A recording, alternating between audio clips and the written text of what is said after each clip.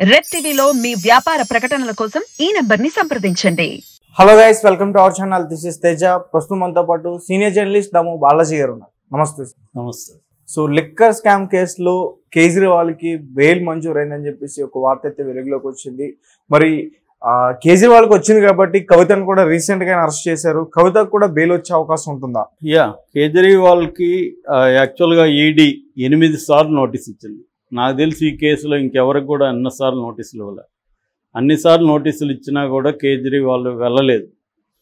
వెళ్ళకుండా నేను రాననే చెప్తున్నాడు. నేను నేరం చేయలేదు, నేను కానీ అవినీతికి పాల్పడి ఉంటే ఇంక ఈ దేశంలో ఎవరు కూడా నీతిపరుడు కాదు అని కూడా ఆయన స్టేట్మెంట్ ఇచ్చారు.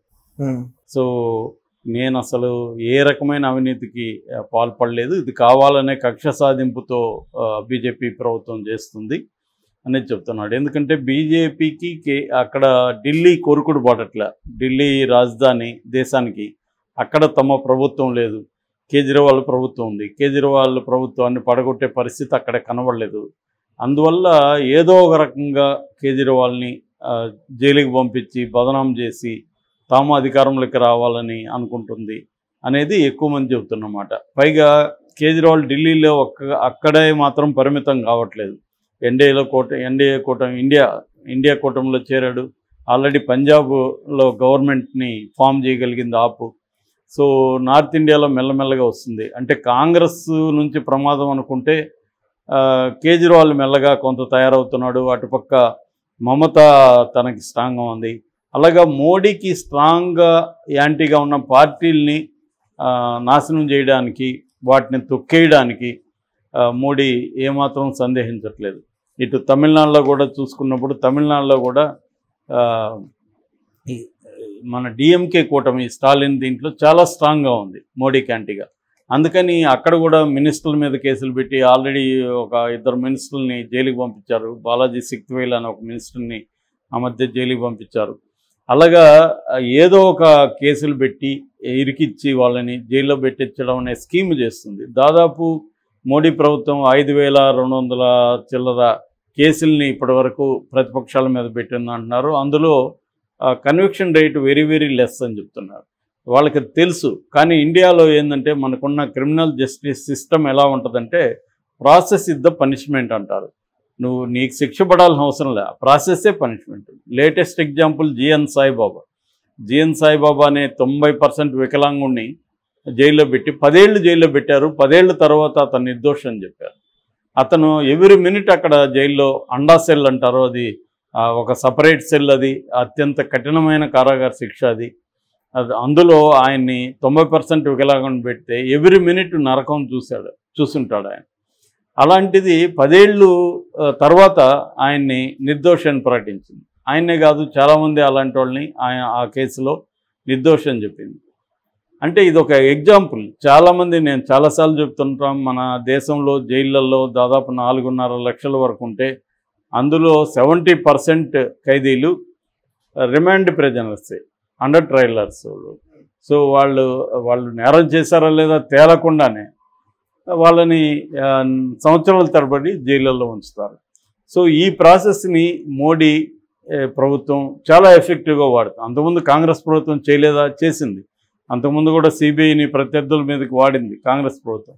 కానీ మోడీ ప్రభుత్వం వాడుతున్నంత ఎఫెక్టివ్గా, కన్సిస్టెంట్గా చేయలేదు. అంటే డెమోక్రసీ అంటేనే ప్రతిపక్షం ఉండాలి, డెమోక్రసీ అంటే పౌర సమాజం ఉండాలి, డెమోక్రసీ అంటే ఎన్జిఓ లాంటి ప్రజల తరపున పనిచేసే సంస్థలు ఉండాలి, తర్వాత వివిధ రాజ్యాంగ వ్యవస్థలు ఉండాలి డెమోక్రసీలో, అట్లాగే స్ట్రాంగ్ మీడియా ఉండాలి. కానీ ఈ సిస్టమేటిక్గా ఒక్కొక్క వ్యవస్థని నాశనం చేసుకుంటూ వస్తుంది మోడీ ప్రభుత్వం. ఎందుకంటే మోడీకి ఏంటంటే ఇంకొక 2 టర్మ్స్ కూడా పరిపాలించాలని ఉంది. సో అందువల్ల తమ అధికారాన్ని కేంద్రీకృతం చేసుకునే విధంగా, అంటే మన రాజ్యాంగం ప్రకారం ఫెడరల్ వ్యవస్థ, అంటే రాష్ట్రాలకు కూడా అనేక విషయాల్లో అధికారాలు ఉంటాయి. అందుకని స్టేట్ సబ్జెక్ట్ అంటారు. స్టేట్ సబ్జెక్ట్లో అనేక విషయాలు ఉంటాయి. విద్య ఉంటుంది, మన అగ్రికల్చర్ ఉంటుంది, పవర్ ఉంటుంది. ఈ సెక్టర్స్ అన్నిటిని కూడా నాశనం చేసే విధంగా అగ్రికల్చర్కి సంబంధించి బిల్లులు తెచ్చింది, ఎడ్యుకేషన్కి సంబంధించి బిల్లులు తెచ్చింది, పవర్కి సంబంధించి బిల్లులు తెచ్చింది. వీటన్నిటినీ పాస్ చేయాలంటే తనకి మెజారిటీ ఉండడం కోసం ప్రతిపక్షాలని కంప్లీట్గా ఎక్కడికక్కడ కొట్టుకుంటూ వస్తుంది.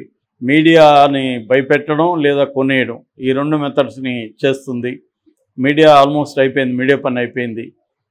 ఇంకా పౌర సమాజం దాదాపు 1,00,000 ఎన్జిఓస్ ఉంటే అందులో 20-30 వేల ఎన్జిఓస్ని దెబ్బ కొట్టేస్తుంది.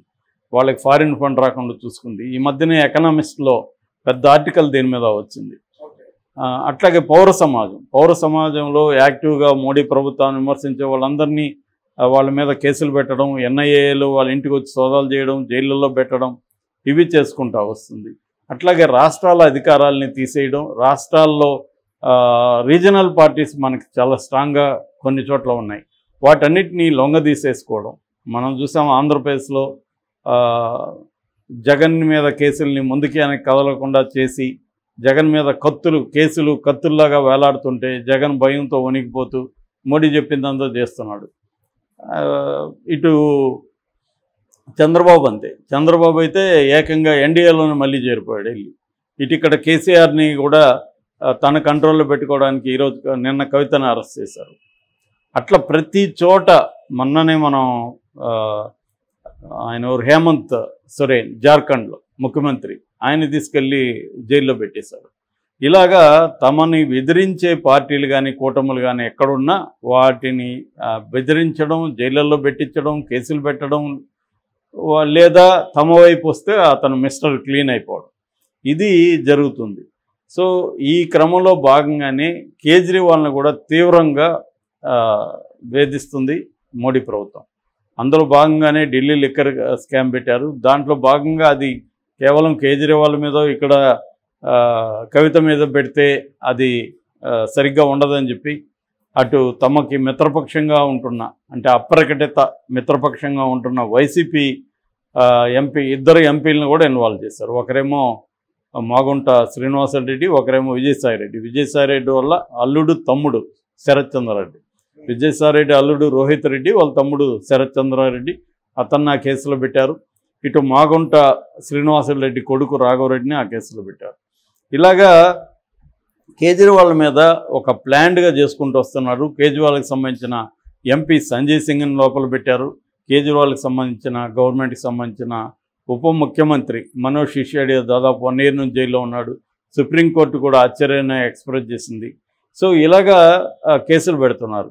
అందుకని ఇతన్ని కూడా అరెస్ట్ చేయాలనే ఉద్దేశంతో కేజ్రీవాల్ని ఈ కేసులో 8 సార్లు ఇప్పటివరకు ఈడీ నోటీసులు ఇచ్చింది, కానీ కేజ్రీవాల్ క్యార్ చేయలేదు. దానివల్ల కేజ్రీవాల్కి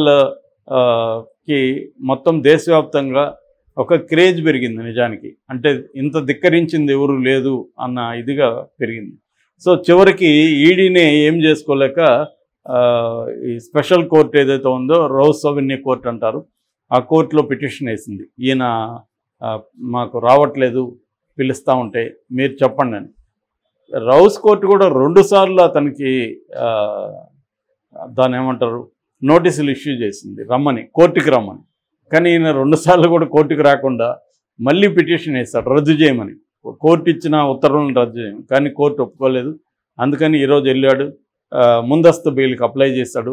ముందస్తు బెయిల్ కోర్టు ఇచ్చింది. ఒక 15,000 వ్యక్తిగత బాండు, 1,00,000 రూపాయల షూరిటీ పర్సన్, ఈ 2 డిపాజిట్ చేసి ముందస్తు బెయిల్ గ్రాంట్ చేసింది.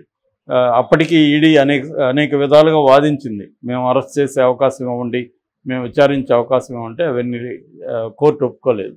ఇది ఒక రకంగా కేజ్రీవాల్ సాధించిన విజయంగా చెప్పుకోవచ్చు మనం.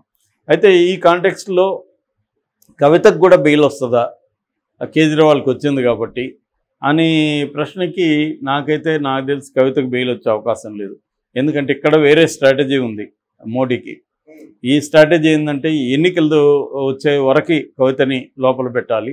దానివల్ల ఇక్కడ బీఆర్ఎస్ వర్సెస్ బీజేపీ అనే ఒక నెరేటివ్ని జనంలోకి తీసుకెళ్ళాలి. ఇప్పుడు ఏమవుతుందంటే బీఆర్ఎస్, బీజేపీ, కాంగ్రెస్ ఉండడం వల్ల కాంగ్రెస్కి ఎడ్జ్ ఉంది, బీఆర్ఎస్కి వ్యతిరేకత ఇంకా పెరిగింది కానీ తగ్గట్లేదు. కాబట్టి ఎందుకంటే 100 రోజులైంది కాంగ్రెస్ ప్రభుత్వం అధికారంలోకి వచ్చి, కాబట్టి కాంగ్రెస్కి ఎడ్జ్ ఉంది కాబట్టి దాన్ని డైవర్ట్ చేయడం కోసం ఒక డ్రామాకి తెరలేపారు మోడీ. ఆ తెర ఏంటంటే ఈమెను అరెస్ట్ చేసి జైల్లో ఉంచడం ద్వారా మేము బీఆర్ఎస్కి యాంటీ అని ప్రజల్లోకి తీసుకెళ్లడం ద్వారా కాంగ్రెస్కి పోయే బీఆర్ఎస్ వ్యతిరేక ఓటును తమ వైపు డైవర్ట్ చేసుకోవడానికి చేసిన ఒక పొలిటికల్ స్టంట్ తప్ప ఇది ఇంకేం కాదు. సో కాబట్టి ఈమెకి బెయిల్ వచ్చే అవకాశం అయితే లేదు.